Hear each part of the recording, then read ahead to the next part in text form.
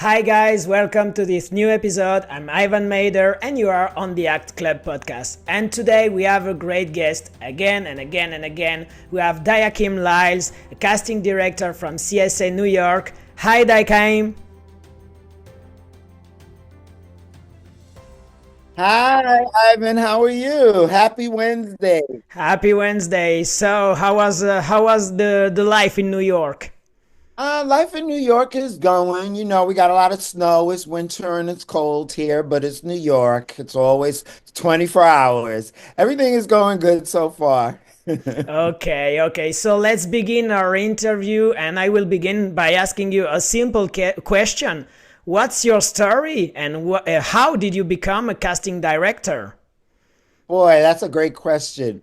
Ivan, it's funny. I came to casting through my pursuit of acting. When I first started thinking about getting into the entertainment industry, it wasn't casting. That wasn't even a thought in my head. I was strictly wanted to be an actor. I went to Jose Feliciano's Performing Arts Junior High School, and then I went to the Fame High School the movie LaGuardia, Fio LaGuardia, and I studied acting there.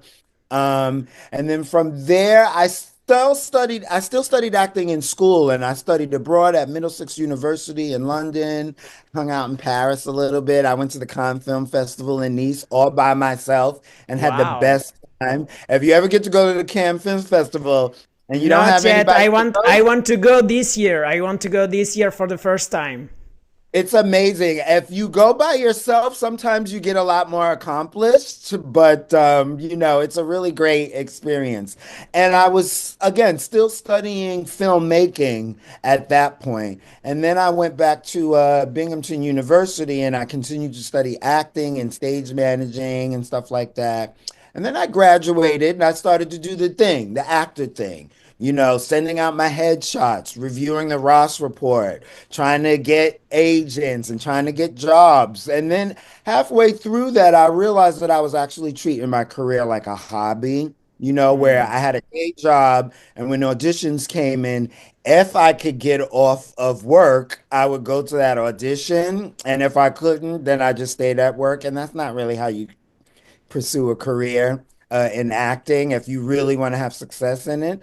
So one day I was hitting walls and I took a business for acting class. And this Caucasian gentleman was teaching it. He had blonde hair. I wish I could remember him because he really then set me on the path that I am on now that brings me to you. He was talking about how most actors have a problem where they don't have an agent, so it's hard to get auditions. They want auditions and they want the work, but they don't have the agent. And what are you going to do, right? And he said, why don't you audition? Why don't you intern at a casting office and see if you could just find out about castings and sneak into some auditions that way? That's the only reason why I started interning. And I was lucky enough that I started interning at Liz Lewis Casting, which was probably one of the best things to happen to me. She's still around. She's one of the best casting directors in the business. I started interning there. She had like a handful of casting directors that worked there. So I was assisting them and learning from them about casting. And the more I did it, the more I realized that I enjoyed being behind the camera more than I enjoyed being in front of the camera. And the more I learned the casting process, the more I was excited about it. But I was only an intern. And so I was like, okay, it's time for me to stop interning. I need to get a job. I got to pay rent and make money and stuff. And right when Sure. I was leaving, she was like, do you want to work here? And at first I was like, no, I'm an actor. And I called my mom and I was like, this lady offered me a job. She was like, you better take that job. Are you crazy? And I was like, all right, maybe you're right. And I took it. And 26 years later, I'm still casting. I'm teaching now. And it's all because of what I learned from Liz and what I learned from the people that work there, and I still work for Liz. I'm still in touch with all those people. A lot of those people have opened up their own casting places and I Yeah. freelance with them. So that's kind of my story of how I got into I kind of fell into it because there was no school. There was no course in college.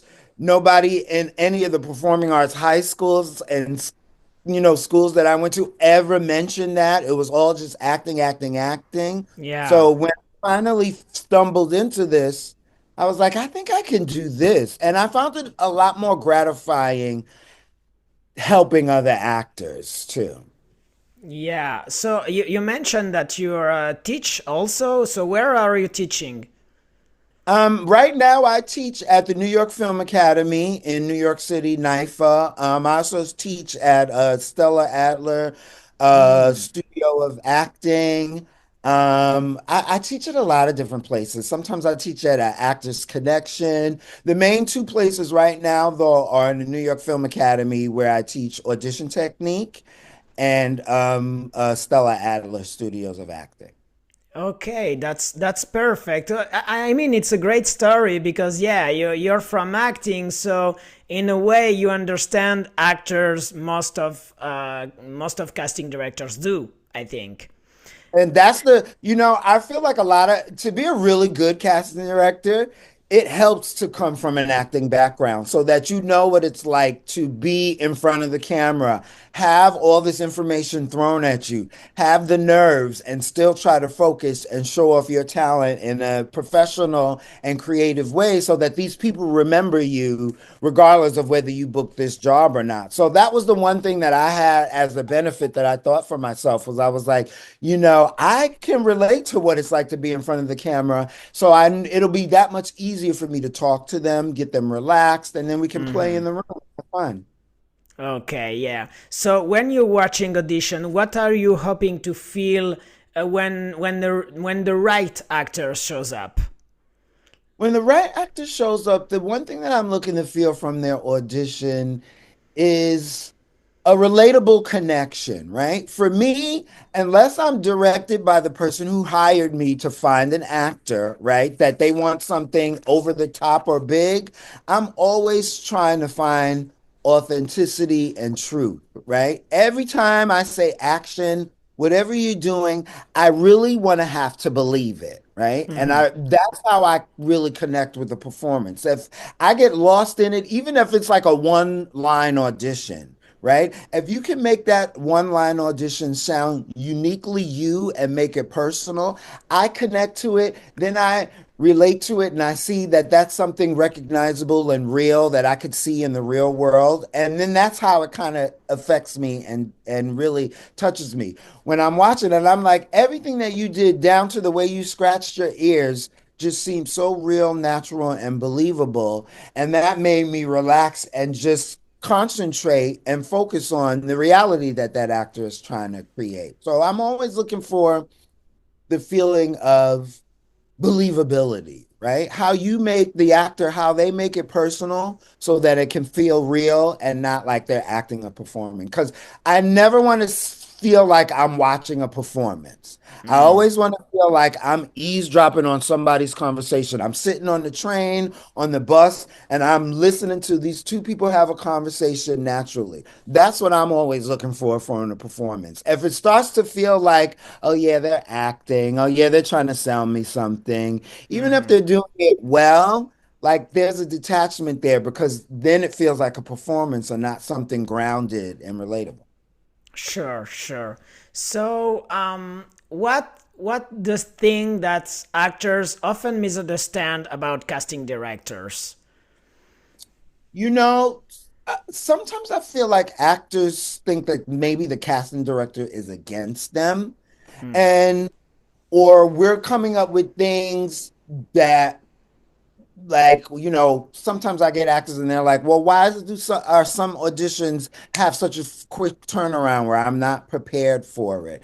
And it sort of feels like that's coming from us. And I want actors to understand that everything that a casting director directs you to do, tells you to do, is always coming from someone else. And that someone else is the person that's actually going to hire you. So when Hmm. we ask you to do something, it's not because we're doing it for shits and giggles, right? I just want to see you do this. It's because, listen, I've had a long sit down with this director, this producer. They've told me the idea of the product of, of what the production should look like and feel like. And based on those discussions, I'm going to the actor and trying to get them to do what the client wants so they can see them that way, right? So I want actors to understand that it, it's not us, it's what we're asked of from the client. And we don't have final decision. As casting directors, we bring the talent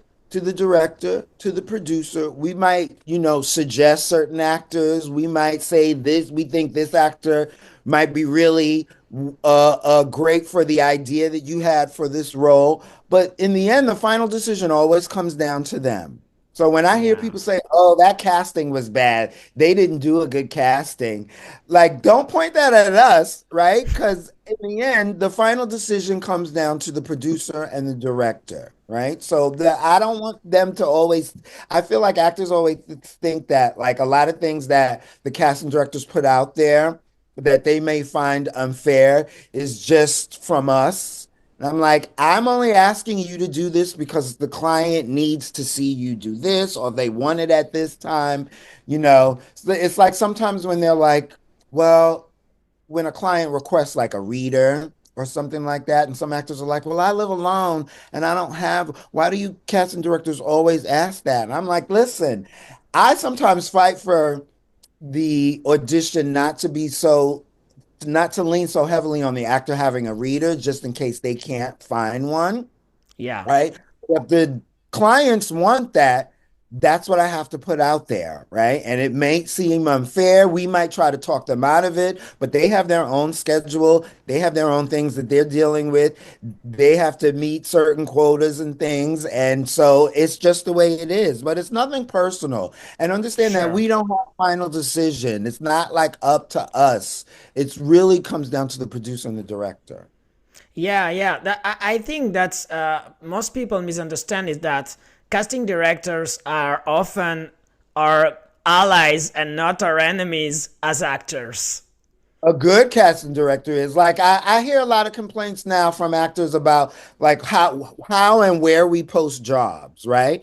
Like they have some issues with some of the casting databases that we use, Actors Access, Casting Networks, casting.com, things like that, because they're like, well, it costs money and blah, blah, blah. And why do you casting directors keep doing this? Blah, blah, blah. You. And what in that instance, what I want them to understand is if these actors have issues with a certain casting platform, how much money they want from you, what they want you to put on there and stuff. And they don't like that in order to help us use other platforms so that we don't get stuck with those ones that the actors maybe don't like, it would be helpful if the actors spread out where they put their headshots and resumes. Because if I go to this one casting place, or if I use, like, say, a cast breakdown services, right? And that's for access for the actors, right?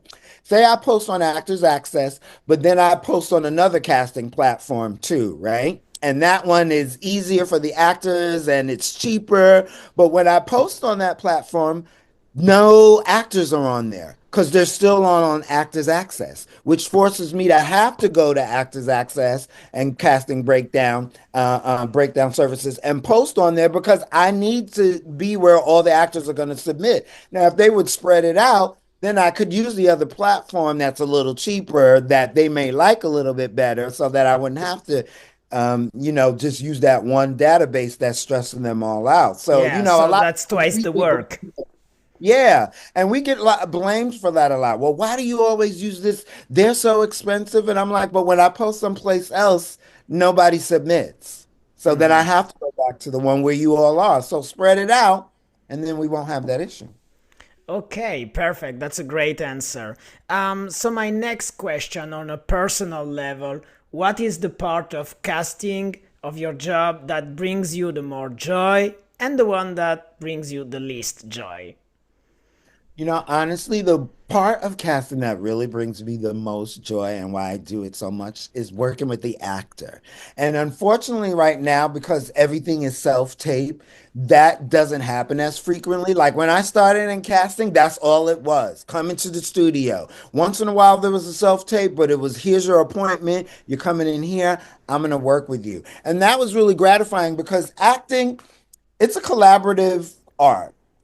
And when you're working with another person, you learn and discover so much about yourself and about the scene. I can't tell you how many times I've worked with actors and I think we understand the scene and we've worked on it for 15 minutes. And then at the 20-minute mark, the both of us start to discover things all of a sudden. And we're like, wait a minute. You know what I think they're saying with this line? And we only discovered that because we were working together and going back and forth. And Hmm. this actor come up with an idea, and I'd be like, that was an interesting way to approach that. Let's look at the script again. And then we look at the script and we're like, oh, you know how we could also play this so that their range is on display? Working with the actor is really my favorite part of the job, especially too when it's actors that I see in the commercial world slowly start to climb up that ladder. And then they come up to me and they're like, Dakeem, remember you cast me in my first commercial and now I'm in a series and I've got a movie coming out and I don't need to do commercials anymore because I've got all this other stuff. And I'm like, that is so gratifying to me. Um, the least part of the job that I like is the paperwork. I Hmm. really like working with the actors. I really hate at the end all the paperwork and filling out stuff that I have to do. That's my like least favorite part of casting. Okay, so you working alone, so you don't have someone who's helping you on the paperwork. No, not anymore. When I was at Liz Lewis casting, like I would, type up this counter sheet for me and I would give that to an assistant or associate or somebody at the front desk. And now we have to do all of that on our own. And that can be a little tiring. And you're like, see, this makes me not love casting so much. But then you Yeah. get another job and you get to work with the actors and they're all great. And then you're like, oh, okay, it's all right. Oh, yeah, Because yeah. sometimes the paperwork can be really daunting. I guess that must be so much work and so much NDAs and contracts and etc. So The yeah. NDAs, getting everybody to fill that out before they doing their self-tape request. Again, it's just like, can't we just focus Before on the the casting ever happens, they made Yeah. you sign. Uh-huh.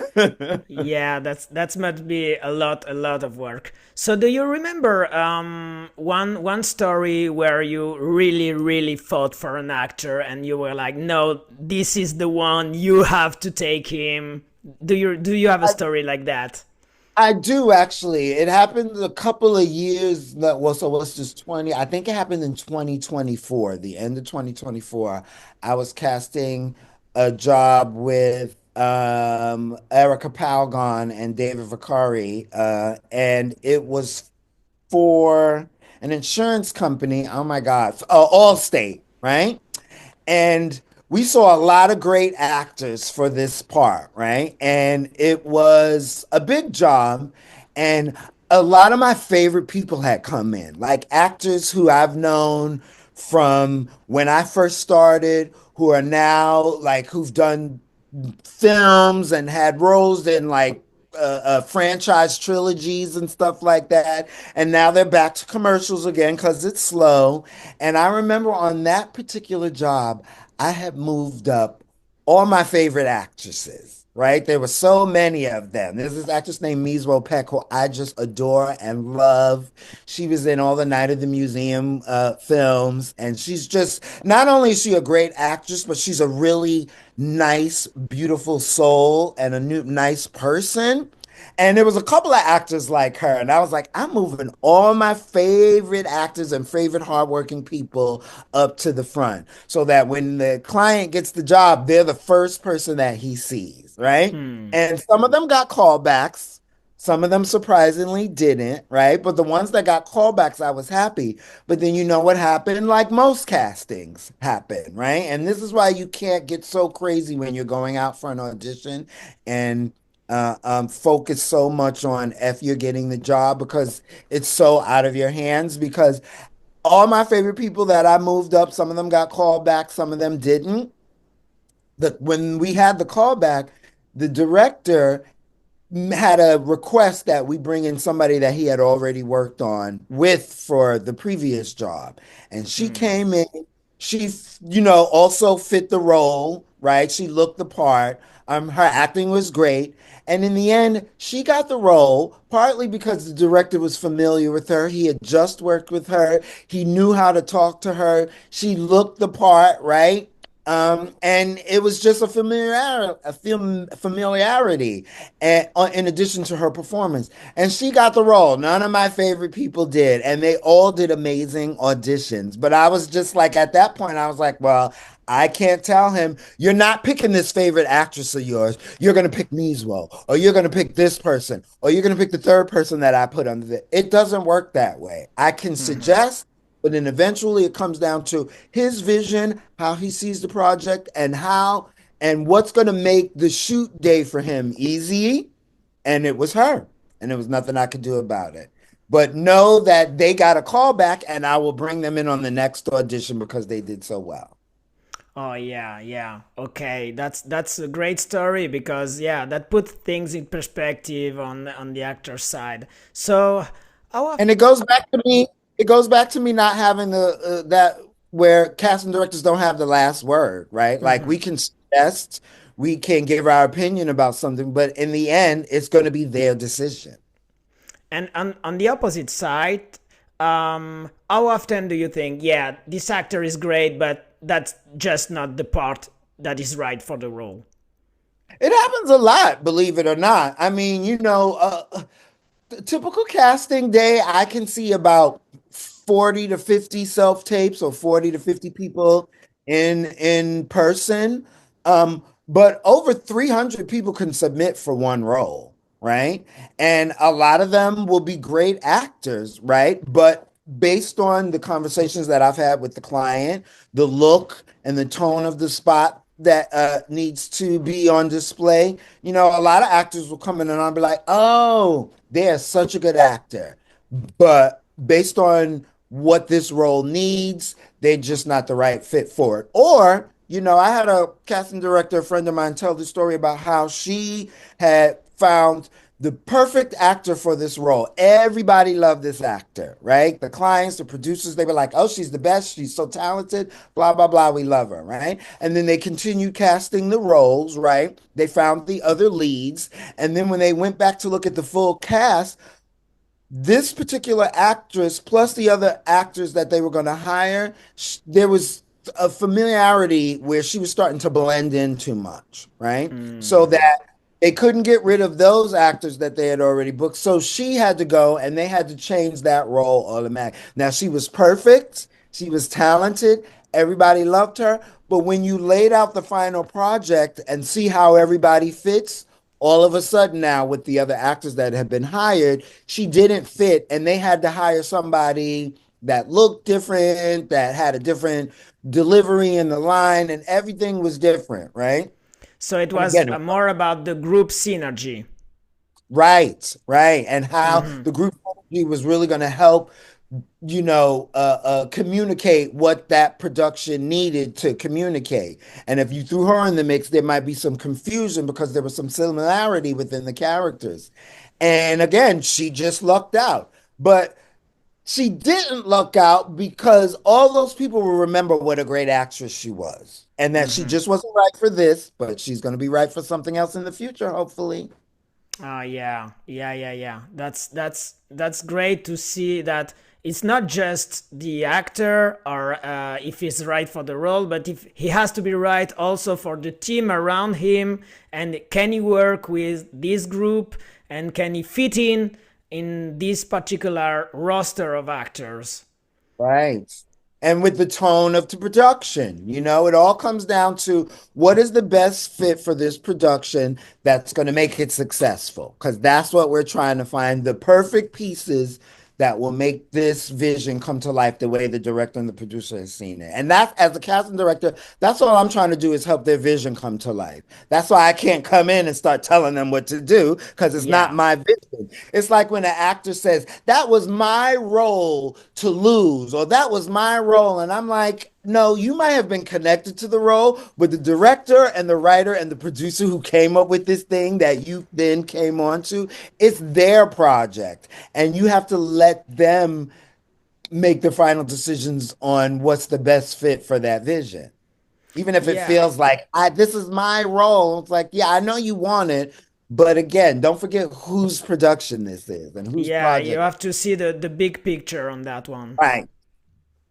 Yeah. So what's the kind of pressure casting director be having that we actors might not be aware of? Like, what's the kind of pressure what's the picture we don't see behind the curtains? Well, I don't think a lot of actors understand that. Just like you guys have to audition for jobs, and then you get a job, and then the job ends, and then you have to go get another job, and you may have to audition. It's kind of the same thing with casting directors. Sometimes we get booked directly, right? Because it's somebody that we've worked with. But a lot of times we have to bid for a job. We have to audition for a job, right? We have to show this production that if they hire us, this is how much it'll cost, and this is what we can bring to the table, right? So there is a lot of pressure when we finally do get that job to make that job perfect, because we want to be hired from that client again. Because just like actors, I got bills to pay. I got a roof I have to keep over my head. I have the stomach that has to have food in it for me to be able to get up and have energy to work, right? So when I'm Exactly. casting a project, it's serious for me. I need to find these actors. And sometimes, and there's always a whole lot of stuff going on in castings that you don't know about. You've got agents that don't always read emails and follow directions, right? So they submit people that may not be ready for the job or may not be available. And then we present them to the client, and the client loves them. And all of a sudden, well, we're not available on that date.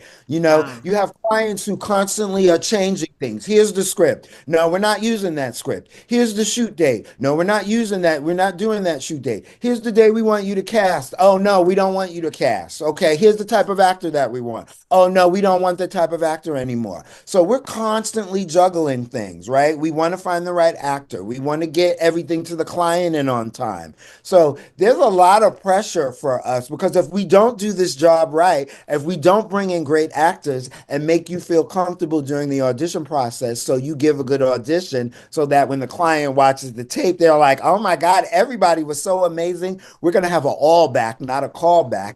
That means that if they like the job, they'll hire me. They hire me for another job. That's just another opportunity for the actors. So there's a lot of pressure on us. That's why when we're looking for actors, we only want the actors that are ready, because we don't have time to play around with actors that are like, you want to send in this self tape? I do, but can I get it to you when it's convenient for me? No, you can't, because I have to answer to a client, and my client has to answer to somebody else too. And we're yes. all waiting. So we only need the people who are ready, because I need this job to be perfect. And if you're not ready to help me make this job perfect, I need to move on to the actor who can, so that I can eventually book another job after this one ends. Just like you need to book another job after whatever the job that you just booked ends, because everything has a beginning, middle, and end. You could be on a TV show. That TV show will eventually end. You book a movie. That movie will eventually end shooting, come out, everybody will see it, and then forget about it. And then it'll be time Yeah. for you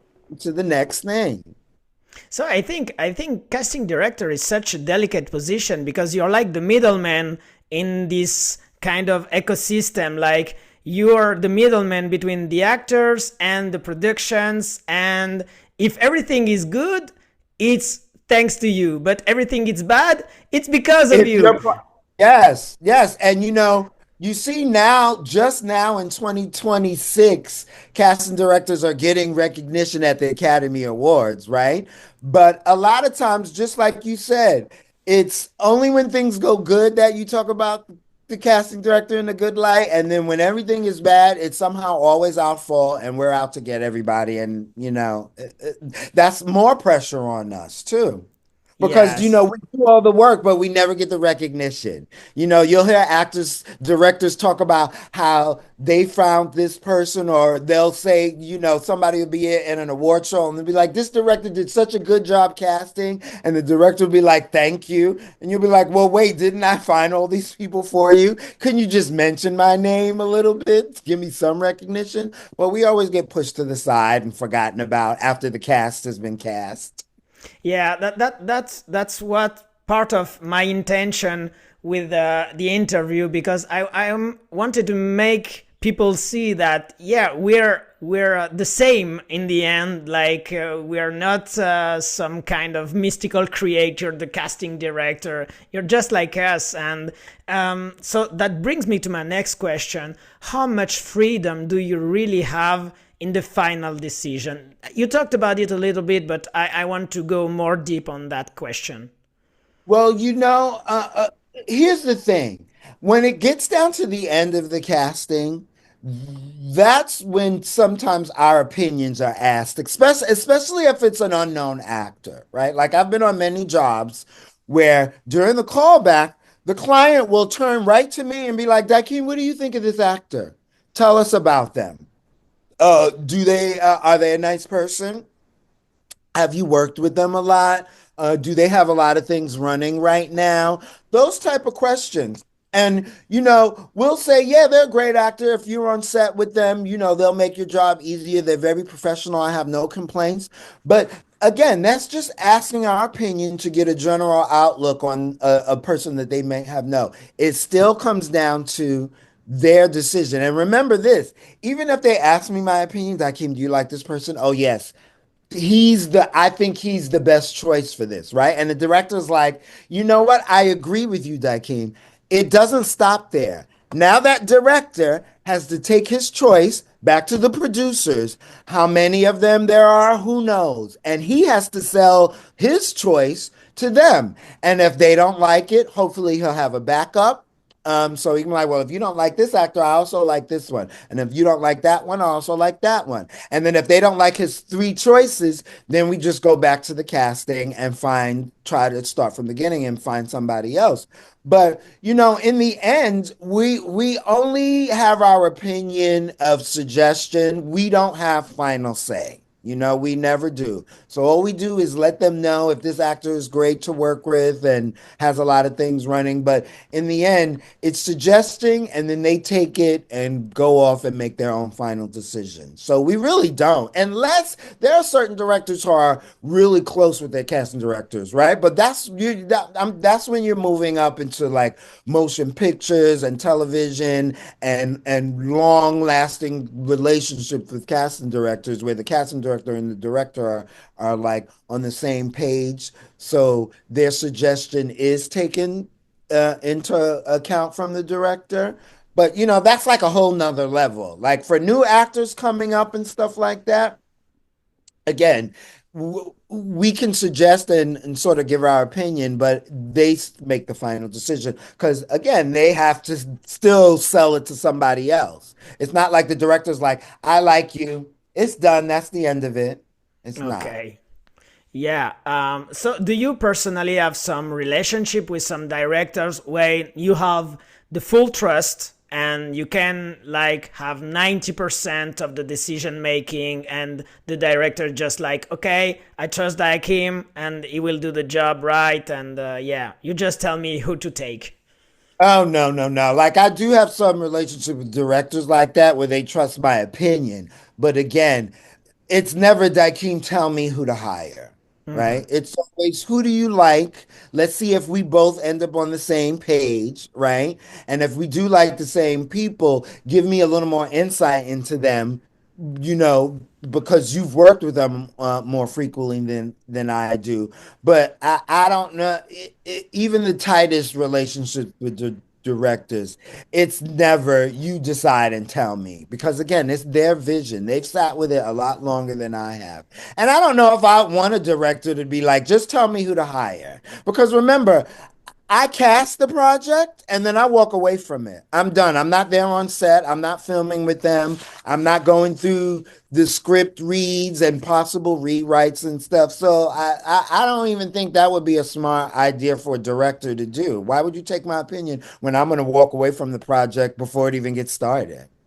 Yeah, yeah, you just have to leave the baby at some point. Like, okay, Mhm. okay, now it's your turn to take care of it. So I did my job and go Yeah, on like to. I'll bring in the strongest people that I think you'll like, right? That will be you. Then you can sort of base my opinion off of the people that I've given you because I'm only going to give you the people that I think are right.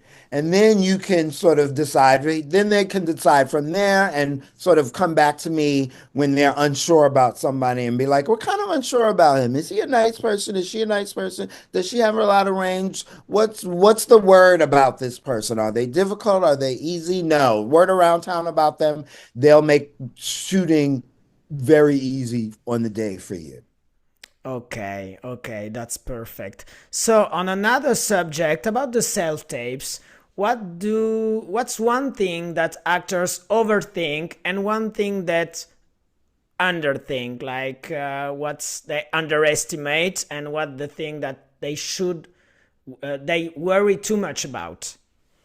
I know this is going to sound funny, but I find that a lot of actors, when they first get an audition and they're working on their self tape, they seem to be so focused on the lines and getting everything word perfect with the script. And that is important, especially when you're dealing with film and television, especially television. You don't want to be changing the words around a lot. But I think the most important thing that I think actors should start with is an understanding of the scene in general and really understanding what's going on in the scene. And then also understanding the tone. Because once you understand the tone and just the basic, what is going on in this scene, then memorizing the lines and getting the lines and saying the lines will come a lot easier because now you're coming from a deep understanding of what the script needs so that you can perform exactly what is needed, right? A lot of times they get so laser focused on getting the lines right and the lines perfect. And there's a misunderstanding about the tone and a real understanding about like really word for word what's going on in the script. So and with auditions too, you don't have to memorize unless they tell you to memorize. You should always try to memorize the lines, right? But you can always have the script right there so you can read it, right? So that you're not so focused on memorization and getting on the lines word perfect before you understand the tone and what the scene is about. So I always say try and focus first and foremost when you first get that script, just read the script to understand what's going on, right? Not Mhm. don't act out the script, don't perform it. Just I'm reading this so I can really understand what's going on in the scene. And then from there, then you start to build on making choices, right? Now that I understand, I want to think about the tone and choices that I'm going to make for this scene so it'll be uniquely me, right? And no one else will be doing what I'm doing. And from there, the scene will really breathe and build because, this is just the audition process, right? If you mess up a line or two here or there, but you've understood the tone and you really understand the scene, and even with the messed up line, I still believe everything You're that you're doing. connected. Right. I'm connected. I'll give you a call back so I can see if you're directable, right? So that's probably half the battle. Yeah. So I guess that the thing with self tapes that I find difficult, like you said before, like when you're in a room with the casting director, you can talk and you can tell us like, okay, maybe you can try it like that, or maybe try to be more like this. And when you send a self tape, you just have to go with your choice, and maybe it's the right choice, but maybe it's not. And that's the And it's difficult part. hard. It's hard too because a lot of actors don't like watching themselves. And it's not just with self tapes watching your work. it's watching your work and being critical of it, right? And who wants Mm. to do that? Like you're watching to see what you can do better, what you didn't do, and how you can fix it. And most actors, when especially for the audition process, back in the day, you would come in and that would be all up to me. I give you some direction, you perform. I see some things that you can do better. I see some things that you did great that we want to maybe go a little bit further with. But it's a collaborative effort. When you're Yeah. sitting home and you got to like record yourself and then go back and watch and okay, I didn't do that right. Let me do it over. That can be a lot mentally and physically. So, I say it sucks, but I say if you're an actor who has trouble watching yourself, that's something that you're just gonna have to get used to. And don't be too critical. Here's what you do. I always suggest that you make sure when you get those scripts that you're auditioning for, before you even read the script, read the direction at least 3 to 4 times to make sure Mm. you understand what the casting director wants. Because if you don't give us what we want and we get your self tape, it looks like either you don't know how to read direction, you don't listen, or you don't care. And now I'm going to think twice about giving you another chance to audition. So read those directions 4 times or 5 times, right? Then you start to work on the script, right? You do all your prep. Then you record, right? Then after you record and you've watched the takes that you like and you found the takes that you want to send, go back and read that direction 4 more times to make sure you are doing everything that they asked for. You filmed it the right way. You've done the number of takes that they want, right? Yeah. And then once you've got that right, then you send it. But if you haven't done those things, then you got to go back and fix it. But make sure that you're reading the directions multiple times before you work on it and before you send it because you want your work to look professional and make it look like you're an actor who's prepared and can understand and follow direction. Yeah, you double check before and after. Yeah. Okay. Oh, yeah, that's very interesting. Because Um, because your self-tapes say a lot about you without you even realizing it, right? And when mhm. you don't follow the direction that the casting director has written out, we start to think, okay, well, did we do something wrong that confused them? But then when we get the rest of the self tapes and everybody else is following the direction, it's like, Mm. okay, well, how come they got it and you didn't? And now we're starting to make assumptions about you when we see your face show up in a casting submission breakdown on a list of names. Oh, remember Ivan? Right. We asked him to slate at the beginning and the end and hold the camera horizontal, and he didn't do any of that. Is he going to do Mm. that again for this audition that we have a lot of pressure on us right now and we need to make perfect? Let's not call Ivan in for this because he didn't follow the direction the last time. Yeah, yeah. That's very true because yeah. So because I have an attention problem, but not on the self tape because I know that we don't need to waste time of people, and you have to be very clear and very professional. And the more effective you are, the more castable you are. Yeah. It's really important that you make sure because you got to think about it. Your self tape is you advertising your business to people, right? They're like, Exactly. "Oh, you're an actor. What kind of actor are you? Here's an audition. Show me what type of actor you are." And you want to show them, I'm an actor that can follow direction. I'm an actor that has range. I'm an actor that can make choices that are unique to me so that this script feels real, but also is not a copy of what everybody else is doing. Mm. It's a lot of things that we're looking for when you show up at an audition that, you have to put on display. So you want to make sure that if this is your first audition with the casting director, you're showing them this is the type of talent that I am so that you can consider me for other jobs, even if I'm not right for this one. Yeah, yeah, perfect. So if an actor could stop doing this one particular thing tomorrow, what would it be? Like the one thing that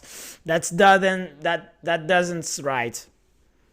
Well, God, you said one thing, but like a couple of things have popped into Okay, my head. couple of things. Like, don't like when you're in an audition and a live callback and you mess up, don't say sorry. You don't need to Mm, apologize for making a mistake, right? Just get the redirection and make an adjustment, right? But one of my main pet peeves that I find makes casting really difficult that I wish actors would understand, when you get a request to confirm an appointment, when you get a request to turn in a self-tape at a specific time, don't make the casting director chase you down for it, mm. because we hate having to chase actors down for a self-tape request after they submitted and said, I'm ready and I want to audition for this job. Oh, really? Okay, well, can you confirm this appointment? And can you get this self-tape to me at this time? And then all of a sudden now, oh, I can't get it in at this time. Oh, I need an extension. Oh, can you give me more time? Oh, can you explain this a little bit more? It's really don't make the casting director's job harder than it already is. When we ask for a confirm, get it to us during business hours, not at 9 o'clock at night when I'm already home and I don't want to turn my laptop on anymore.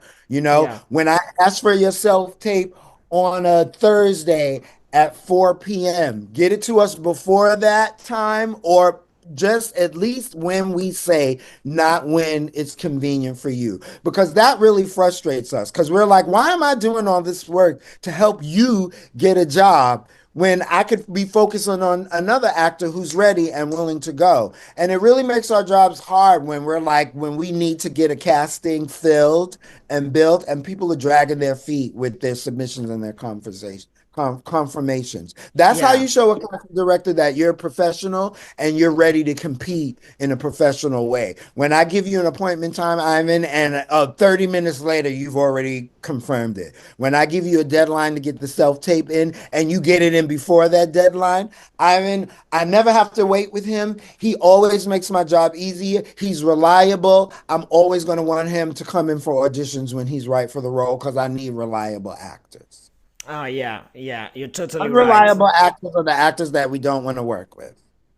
Yeah. So it's better to just get it done as soon as possible, and if you can do it, maybe not the day you receive it, maybe the day after, and you just before 2 days before the deadline, that will be great.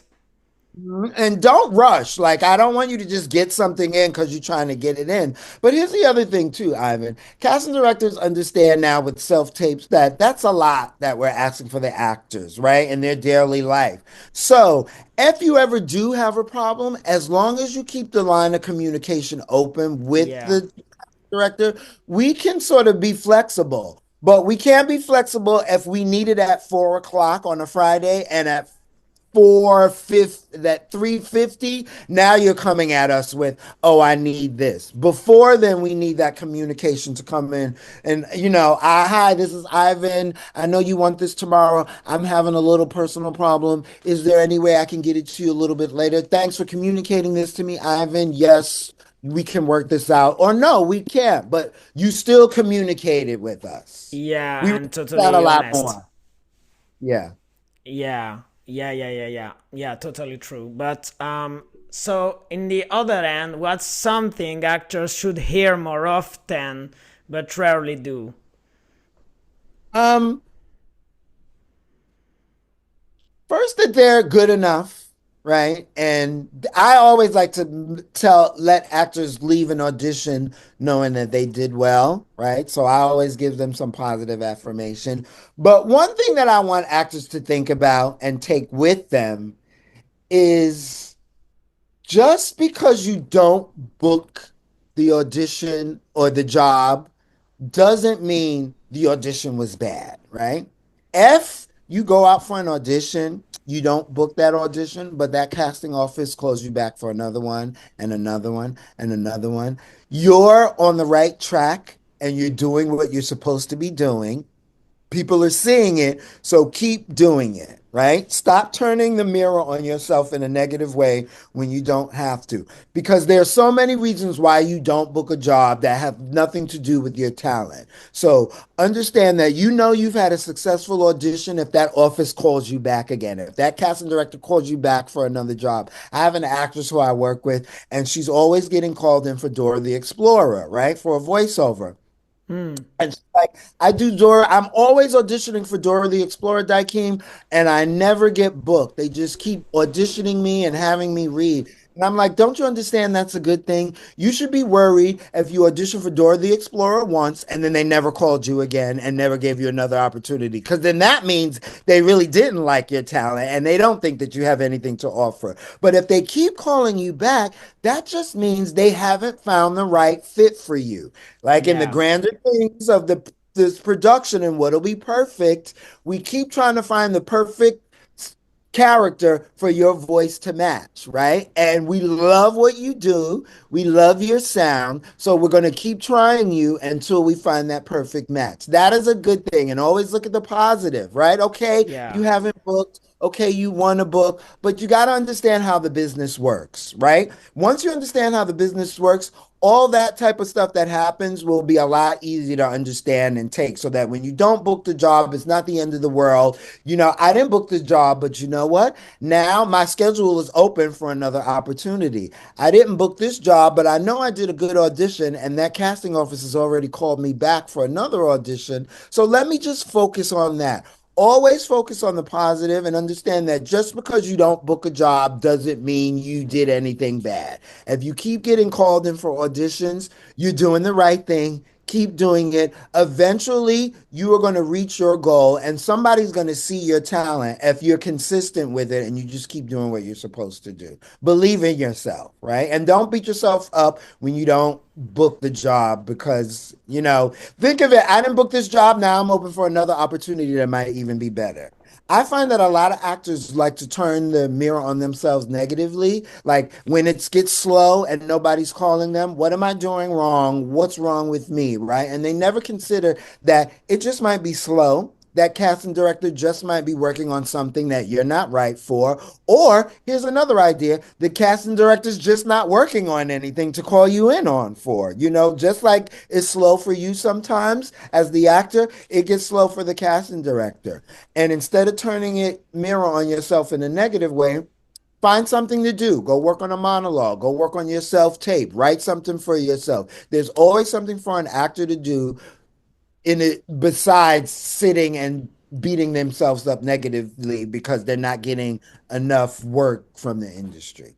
Oh, thank You you. always Thank you want to so be much. prepared.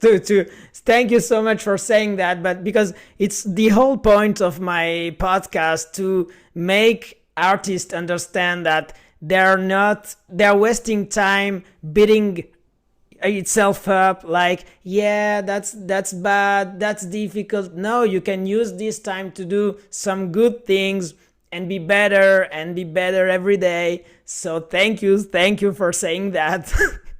You know why too, Ivan? Once I did an audition, right? And this is how crazy castings can be. Once I was doing an audition and I had all these great actors come in, right? And the audition ended, and then later on that week, an actress reached out to me and she was like, Akeem, I didn't hear back from that audition that I came in for you for. Can you give me some feedback on what I did wrong so I won't do it again? Give me some feedback. What did I do wrong and why was the reason why I didn't book this? And I was like, I hope you weren't sitting around thinking about this all week because nobody booked that job. You know what happened? I went to lunch, and when I came back from my lunch break, the client called me and said the job is on hold. You can keep casting, but for whatever reason, we have to put this job on hold. So here was this actress beating herself up for no reason. She didn't do anything wrong. The job just went on hold. What she should have done was after that audition, maybe do a checklist of, what she learned, what she could have done better in the audition, and then move on to the next audition. Where's my next audition? What's the next thing that I have to focus on? If I hear from them, great. If I don't, it doesn't matter because I'm already focused on something else. So And I that's was a like, possibility. That's the job just The don't. job goes away or it Yeah. stops for a certain time. Like another actor reached out to me because he was like, Dakeem, I was talking to this film production and they really wanted me for the role, but I haven't heard from them in 2 days. And I was like, okay. He was like, should I be worried? I was like, 2 days? I was like, God knows what's happening with the production right now. They could stop. There could be financial problems. They could be focusing on other characters right now. It might have not have anything to do with you. And here you are now. What did I do wrong? I'm like, relax, go focus on something else. And if you hear back from them, great. Sometimes with films, you could audition for something in 2025, and then in 2026, that's when they call you back and you're like, remember that audition you did a year ago? We want you for the role now. Oh, I forgot all about that. Yeah, we had some problems, but blah, blah, blah. Oh yeah. So yeah, so that made me think about the young actress from Stranger Things. She was casted at like 11 years old, and then when it was time to shoot, she was 14. Right. And it just, they cast her, but then nothing happened. Right. And they were waiting, and whatever's going on in the production, when they finally get to use her, it's just like all that time and all that production work is going on in between that time. Right. So it's not always about you and what you've done wrong. That's why you got to go into auditions, have fun, make it sort of be like a quick acting class. I'm going to show this actor I'm gonna show this casting director, this producer, and this director what type of talent I have, so they can consider me for this role. And if I'm not right, they see my talent and can consider me for something else. Maybe they'll request me for the next audition that comes down the line. That sometimes happens. Yeah. So is there a bad audition? Like, did you see actors did really bad auditions? Well, you know, the bad auditions that come to mind are not when the talent is not there. A really bad audition for me is when you come in not professional and prepared, right? When you are not a good listener and don't take the advice that the casting director is trying to give you so that they can get a good performance out of you.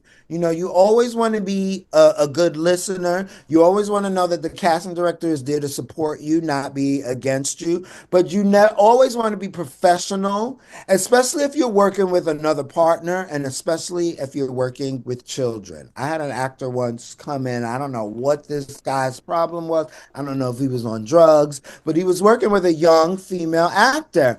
And for some reason, all his improvisation was the most inappropriate improvisation to say to somebody underage in an audition Mm. for a commercial where none of that was called for. That was such a bad audition that afterwards, because I was hired to do that casting, afterwards, I took it to the people that had hired me. I was like, you have to see what this guy just did in this room. And somebody needs to talk to his agent so that he comes in a little bit more professional. So come in, don't be argumentative, get your self tapes in on time. But there's huge aspects to a bad audition, right?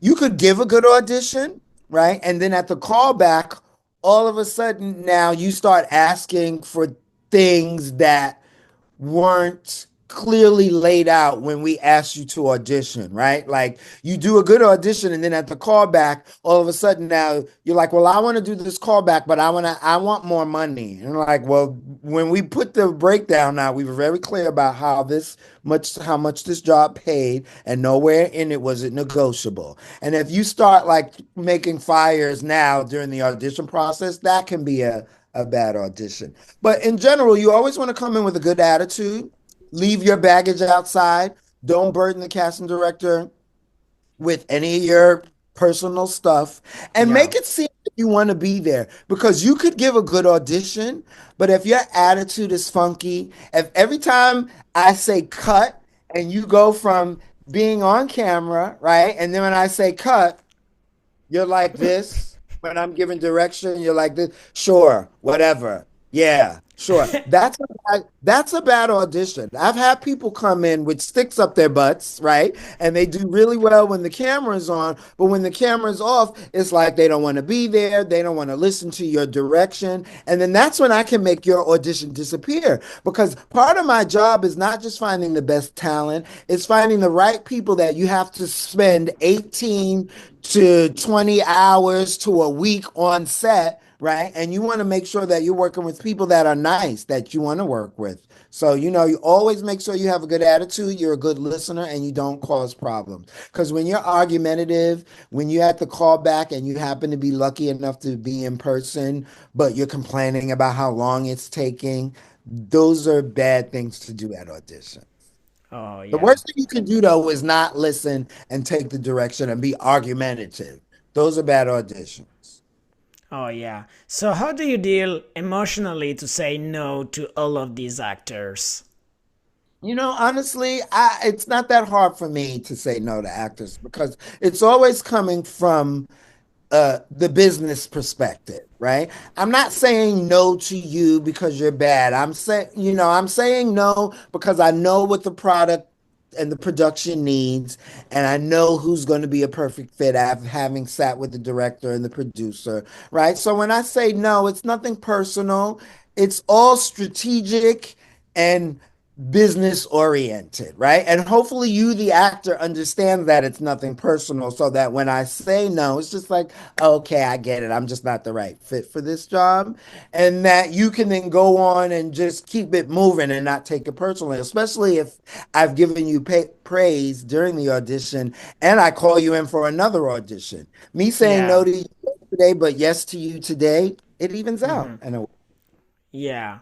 Oh, I think it's that's more hard great. for the actor to take the no, and especially nowadays with self tapes to take the silence. Because now the silence is the no, and you're not getting anything back. So you don't know, did I do that well? Did I not do it well? Is this something I can improve on? Do I not need to improve? I'm not getting anything, so I never know. As opposed to if you're in the room with the casting director and we're like, that was good. You know what? Next time for your next audition, play more to camera. Or don't be afraid to improvise, or when you make a flub, we don't need to stop. If we're trying to have a really casual and relatable conversational feel to your dialogue, work that flub into your dialogue. That happens when we're in the room talking with one another. And when we're not in the room, you're all on your own and it's up to your own imagination if I did good or not. Yeah. So, how can we, actors and casting directors, work better together? How can we better our relationship and make each other jobs easier? What could you say about that?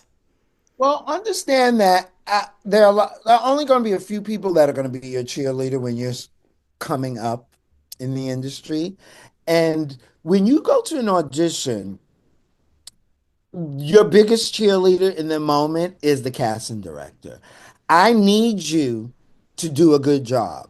So when you come into that room, if you're nervous about what the casting director is thinking and doing, you need to let that go. That's how we're going to work together. If you understand that I'm on your team, then you can breathe and be like, okay, this person is on my side, so I'm going to have fun. I'm going to listen. I'm going to understand that they want me to do well, and it's nothing combative. And any redirection that they're giving me is because they're really trying to get the client and the director to see my talent as an actor. So just understanding that we're on the same team and we're going to work together in the room, right? Because if I get hired to cast something and I put out a breakdown, but no actor shows up, I don't have anything to cast, right? So that's Sure. why it's so important that we do work together and understand that I'm going to do things to help you have a good audition. You have to do things to help me have a good casting. That means follow the direction. That means getting things to me when I need them uh, uh, to be gotten to me, right? um, uh, uh, uh, Getting things on time, right? Always being prepared and professional, being clear about any confusion you have, right? So that there's a Yeah. line of communication communication so that if you don't understand anything before you start to film, you reach out to me. And if I have time, I can explain it to you. Understanding that, helping me, giving me the things that I need as a casting director will only help me support you later on down the line with your self tapes and in the room. Okay, thank you. That's a great talk. So we will arrive at the end of our interview, but I have some last question to ask you. One question that I like to ask to my guests: if you met your younger self right now in the street of New York, the young Diakeim, and you just met him, what would you say to him if you met him? I would say to myself, Dakeem, I know you love acting, but there are also other aspects of the industry to explore and focus on. And one of them is casting. And I think you might want to start to pay attention and develop that skill a little bit earlier. That's what I would tell myself. Instead of chasing the actor thing so much, start to maybe focus on the casting thing and exploring that a little bit more. That's what I would tell them. And then I would also tell myself to under, make sure that I understand the business side of the entertainment industry. You know, I went to a lot of performing arts high schools, right? Then I studied it in college. Then I went abroad and I studied it.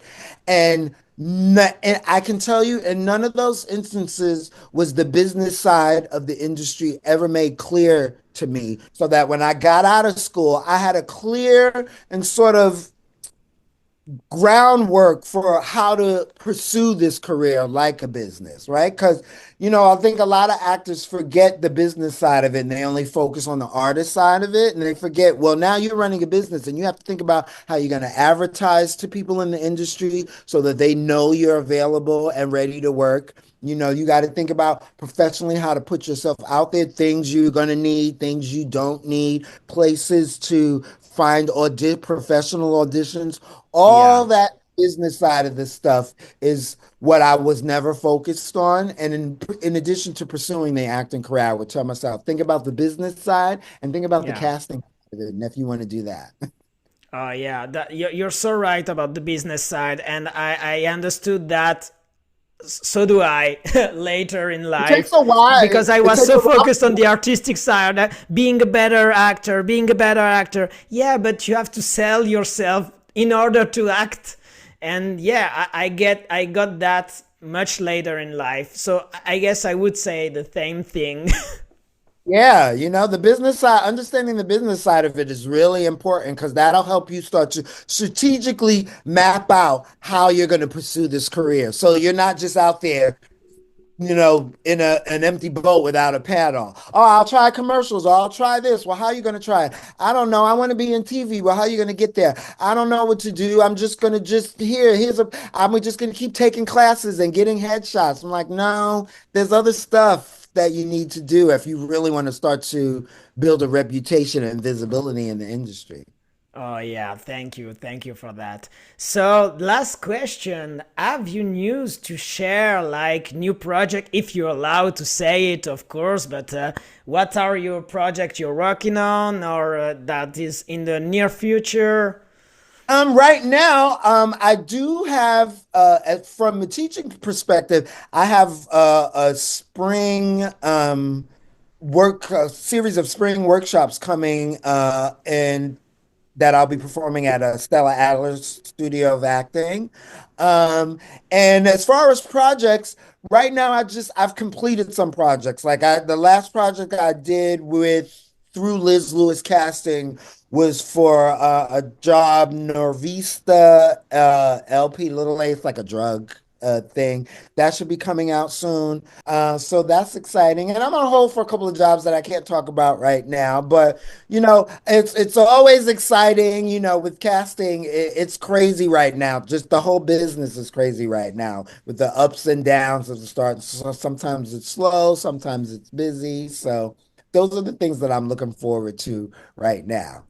So yeah, I wish all the best for all these new projects.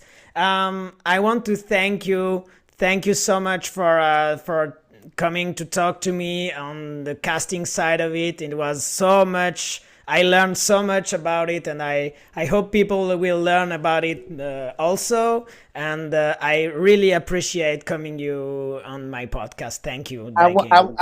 I want to thank you for having me, and I want to just leave all the actors out there, new and old, who are entering into the business. Be kind to yourself. You know, understand that this industry is going to take some time. It's a start and stop industry. The more you understand about the business, the easier it'll be for you to navigate throughout it and to believe in yourself, right? If you do the work, if you study and you understand professionally what's needed in it and you keep doing it, believe in yourself, because if you don't believe in yourself, no one else will. And if you stay consistent and understand that if you just keep doing the right things, eventually the right person, the right project, the right casting director will see you. And if you really want to start to get some visibility, focus on the casting directors before you focus on the agents, right? Commercials are a great way to get visibility within the industry because they cast more frequently. Casting directors don't just cast commercials, they cast a whole lot of things, but they like to consider people who they've seen in the commercial side of it. Directors and producers who cast commercials also cast film and television, so they remember, those actors when they're moving up and casting bigger things. So don't be afraid of that side of the industry either, because that's an easy way for you to gain visibility easy, without, relying on just sending emails out to people that never get answered. Oh, yeah. So, for these wise words of wisdom, I want to thank you again. Thank you for coming. And that will be sadly the end of our interview, but thank you so much. I really appreciate it. Thank you, Diakeim. Thank you, Ivan, and good luck out there, everybody.